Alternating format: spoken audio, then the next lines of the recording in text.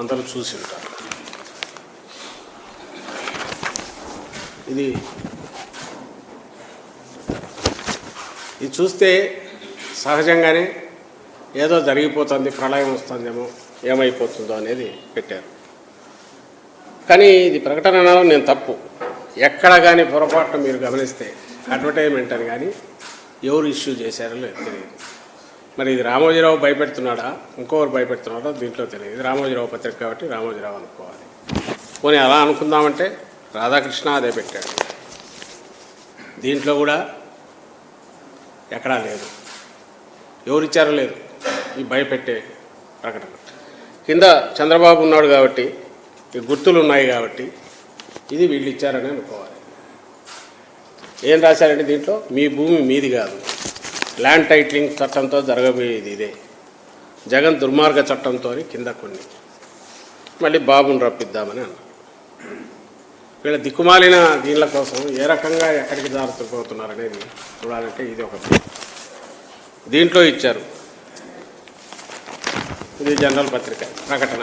ఎక్కడ కానీ ఎవరు ఇచ్చారో లేదు, అడ్వర్టైజ్మెంట్ అనేది లేదు. ఒక్క ఈ పత్రికలో మాత్రమే వాళ్ళ పాలసీ అనుకుంటా అడ్వర్టైజ్మెంట్ అని ఉంది, రాశారు. ఇష్యూడ్ బై తెలుగుదేశం పార్టీ అని ఇక్కడ ఉన్నారు. అంటే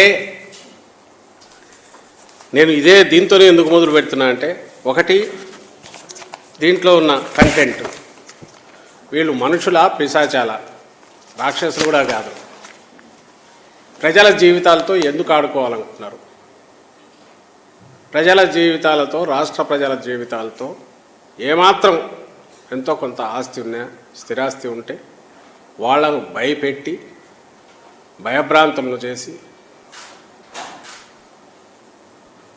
వాళ్ళు అనుకున్న రకంగా ఏదో సాధించాలనే దాంతో, ఆ దుగ్ధతో ఇలా చేసినారని ఇక్కడ అర్థమవుతుంది. మీకే గమనిస్తున్నారు, తోడేళ్ళు పైనంతా. కిందేమో కూటమి అధికారంలోకి రాగానే ల్యాండ్ టైటిలింగ్ యాక్ట్ చట్టం రద్దు, కింద చంద్రబాబు ఫోటో. వీళ్లకు సిగ్గు శరము ఉంటే, వీళ్ళు నిజంగా ఇది ఒక రాజకీయ పార్టీ అయితే ఇదే పద్ధతి ప్రజల్లోకి వెళ్ళడం. ల్యాండ్ టైటిలింగ్ యాక్ట్ అనేది ఏదైతే ఇప్పుడు వీళ్ళు అన్నట్టు నిజంగా రద్దు చేసేదైతే,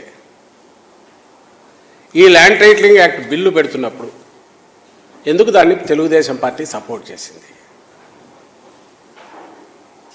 at the cost of repetition. మళ్ళీ నేను కొద్దిగా చూడండి, మీకు చూపాలి. ఎందుకంటే ఇది చూడగానే ఖచ్చితంగా ఫోన్లు వస్తున్నాయి, ఏమో జరిగిపోతుంది. దీనికి శిక్ష వేయాలని కూడా ప్రజలు ఆలోచించాలి. ఇంతటి అబద్ధాలు,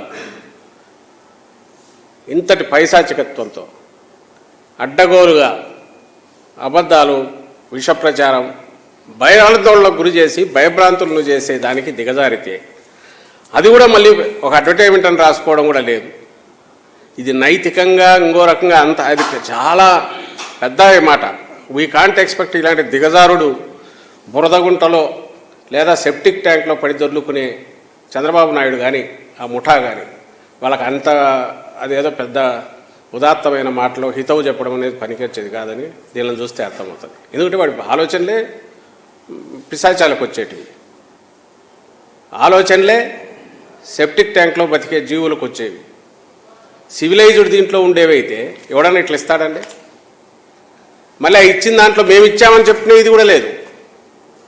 ఎందుకంటే ప్రజలను మిస్లీడ్ చేయడమే